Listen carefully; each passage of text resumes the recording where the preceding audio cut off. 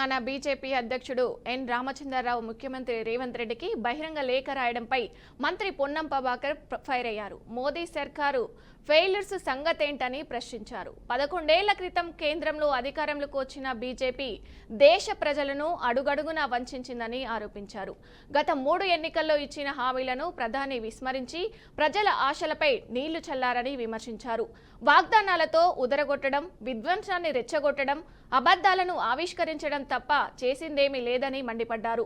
రైతులు, యువకులు, మహిళలు, పేదలు, ఎస్సీ, ఎస్టీ, బీసీ, మైనారిటీ ఇలా అన్ని వర్గాలను వంచిన చరిత్ర బీజేపీదేనని ధ్వజమెత్తారు. బీజేపీ వైఫల్యాలు రాస్తే రామాయణమంతా, వింటే భారతమంతా అని ఎద్దేవా చేశారు. అలాంటి మీరు ముఖ్యమంత్రికి లేఖలు రాయడం విడ్డూరంగా ఉందన్నారు.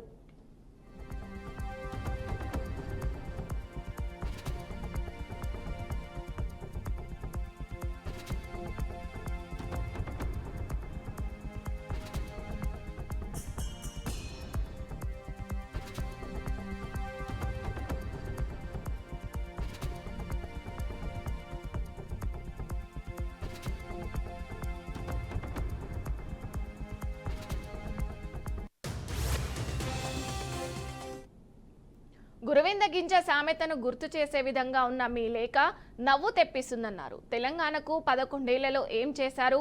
తెలంగాణకు కేంద్రం ₹1 ఇవ్వనప్పుడు ఈ రాష్ట్రంలో ఉన్న 8 మంది బీజేపీ ఎంపీలు, 2 కేంద్ర మంత్రులు ఏం చేశారు? కేంద్ర ప్రభుత్వం ఆధ్వర్యంలోని 10 లక్షల ప్రభుత్వ ఉద్యోగాలను భర్తీ చేస్తామని 10 ఏళ్ల క్రితం ఇచ్చిన హామీ ఏమైంది?